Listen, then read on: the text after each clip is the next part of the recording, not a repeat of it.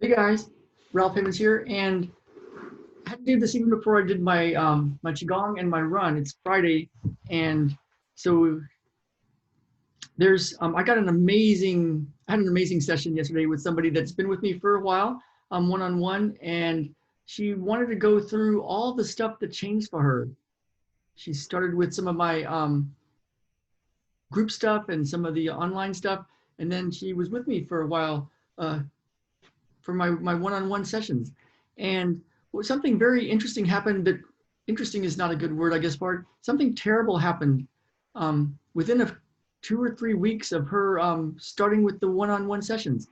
And what came up today when I was thinking about it was what she did when something terrible happened. Because I'm not going to divulge private information, of course, but basically she wanted something very specific, and something that had been devastating throughout, I guess, her whole life pretty much, but it really come to a point where it was like something had to happen.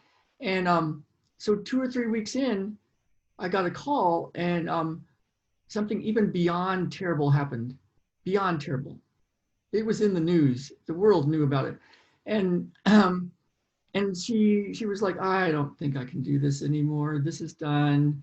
And so luckily we talked through it, and and she continued on. And what it reminds me of is yesterday I was with one of my all-time favorite coaches, Akbar, and he was saying, there's going to come times when, and he calls him the devil will whisper things in your ear, like you're not good enough, you can't do it, who do you think you are, you know how you were raised, this isn't you, you're a failure, you're an imposter, what are you doing, you can't have this, just give up.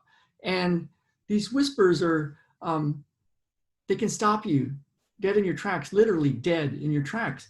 And but there's another way to think about them, and it's a way the athletes think about stuff, that they're just in the best athletes just do a process. They trust the process, and they trust the group, and they trust their coaches, and they go through it. And whenever there's a defeat, an obstacle, something that happens, it's learning, it's education, it's this actual step that will teach them the next thing to do, how to do this. They also learn that didn't work, and then let's do this other thing. So there's a way that people that overcome obstacles actually go through them, and then because of the obstacle, it becomes the path. And it reminds me of what happened to us. Like I had a good life in San Diego, and long story short, we came up here after I had solved a 2-year problem and couldn't run, and terrible bone pain and a lot of depression, but I had fixed it. And all I wanted to do was have a safe life, good water, because that was a disaster in San Diego for us. Good water, make a house myself with me and Jen with this earthen house way of making a house. It's called a cob house, and just live simple, and maybe a little energy work, and maybe a few clients here and there, and just grow our food. But the world, God had a different plan. And so all I wanted was to be safe. And then we were thrown into a big mess where we ended up having to sleep outside for a year because our house was unsafe. And I was like absolutely not safe with a little 2-year-old boy and my wife, and dark times. But going through it and clearing the stuff in me, the mental, emotional, spiritual stuff, Akbar would call it the whispers of the devil, and knowing what to do and getting the process. Now I look back and go, oh my God, thank God all that stuff happened, because it got me to a point where I can help more people really, really get to this stuff. And so my client that was with me for quite a few months was going through all the stuff that changed. And I didn't even have to tell her these kind of things. She was telling me how when that devastating thing happened, it was like the answer. You would think it'd be like, please don't let these kind of things happen anymore. And then even worse than worse happens. It's like you'd think, well, that wasn't a good prayer request answer, right? But it was the obstacle that then brought about this amazing shift.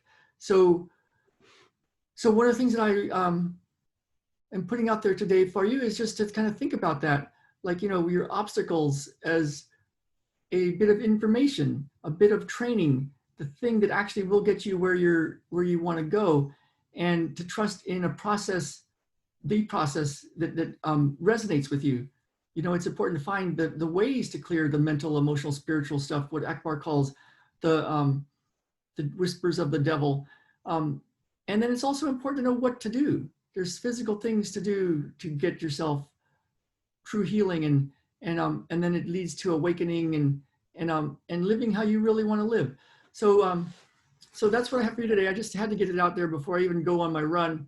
And if you want more of this kind of, if you like this thing, if you like this, you know, click like or heart. And if you think somebody else can benefit from it, please share it.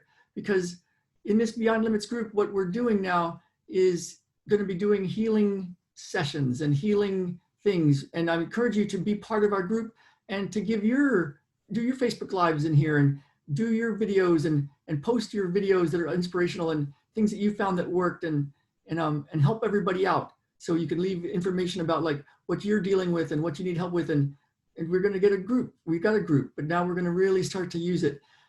So join us. I'm so glad you're here. And if you like it, if you think other people can benefit, share it. Just click share. And if you want more, of this kind of thing, the things that I found that are the guiding principles to true healing and awakening and getting what you want in life, then you can go to ralphhavens.com/masterclass, ralphhavens.com/masterclass. And there's a whole masterclass on this. So you can learn this process, learn a way to do this.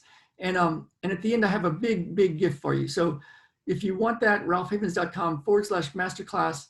I'm going to go ahead and do my my qigong, finish my coffee, and go out for a run on this beautiful trail out here. It's one that I tend to do once a week. It's called the $2 Trail, Fragrance Lake, way up in the mountain, looking out over the bay and the rest of the mountains, and then up to a beautiful viewpoint that I'm heading out to today. So enjoy the day, and I'll see you guys soon.